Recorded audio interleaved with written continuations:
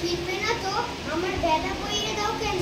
আমি যদি তোমার সঙ্গে চলে যেতে পারতুম তো যেতুম। আমার সঙ্গে? হ্যাঁ, তুমি যে কত দূর থেকে হাঁটতে হাঁটতে চলে যাচ্ছ শুনে আমার মন কেমন করছে। বাবা, তুমি এখানে বসে কি করছো? কবিরাজ আমাকে বেরোতে বারণ করেছে, তাই আমি সারাদিন এখানেই বসে থাকি। মা বাচ্চা, তোমার কি হয়েছে? আমি জানি না, আমি তো কিছু করি নাই, তাই আমি জানি না আমার কি হয়েছে। দইওয়ালা, তুমি কোথা থেকে আসছো? আমাদের গ্রাম থেকে আসছি। তোমাদের গ্রাম? অনেক দূরে তোমাদের গ্রাম?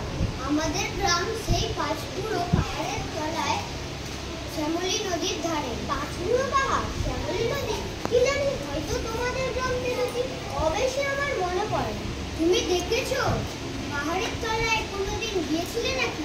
না, কোনোদিনও যাইনি, কিন্তু আমার মনে হয় যেন আমি দেখেছি। অনেক পুরনো কালের খুব বড় বড় গাছের তলায় তোমাদের গ্রাম। একটা লাল রঙের রাস্তা ধরে না? ঠিক বলেছো বাবা, সেখানে পাহাড়ের গায়ে সব গরু চড়ে বেড়াচ্ছে। সেখানে এই কি আশ্চর্য! ঠিক বলছো, আমাদের গ্রামে গরু চড়ে বইকি, খুব চড়ে। এরা সব নদী থেকে জল তুলে মাথায় কলসি করে নিয়ে যায়, তাদের লাইন লাইন করা। ঠিক কথা, আমাদের সব ময়লাপাড়ার মেয়েরা নদী থেকে জল তুলে তা নিয়ে যায়। তবে কি না তারা সবাই যে লাল শাড়ি পরে তা নয়। কিন্তু বাবা, তুমি নিশ্চয়ই কোনোদিন সেখানে বেড়াতে গিয়েছিলে? সত্যি বলছি দইওয়ালা, আমি একদিনও যাইনি। কবিরাজ যেদিন আমাকে বাইরে যেতে বলবে সেদিন তুমি নিয়ে যাবে তোমাদের গ্রামে। যাবো বই কি, খুব নিয়ে যাবো।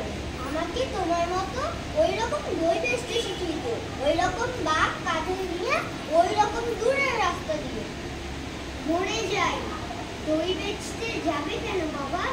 এত এত পুঁথি পড়ে তুমি পণ্ডিত হয়ে উঠবে। না না, আমি কখনো পণ্ডিত হব না। আমি তোমাদের রাঙা রাস্তার ধারে তোমাদের পুরো গটের তলায় গোয়ালপাড়া থেকে দই নিয়ে এসে দূরে দূরে গ্রামে বেচে বেড়াও। কিরকম করে তুমি বলো? দই দই দই, ভালো দই। আমাকে সুরটা শিখিয়ে দাও। ভাই পোড়া কপাল, এই সুরও কি শেখবার সুর? না না, ও আমার শুনতে খুব ভালো লাগে। আকাশের খুব সুস্থতে যেমন পাখির মধ্যে দিয়ে পাখির ডাক শুনে মন উদাস হয়ে যায়, তেমনি রাস্তার মধ্যে ওই গাছের শাড়ির মধ্যে দিয়ে যখন তোমার ডাক আসছিল, আমার মনে হচ্ছিল কি জানি কি মনে হচ্ছিল। বাবা, একবার দই তুমি খাও। আমার তো পয়সা নেই। না না, পয়সার কথা বলো না, তুমি আমার দই একটু খেলে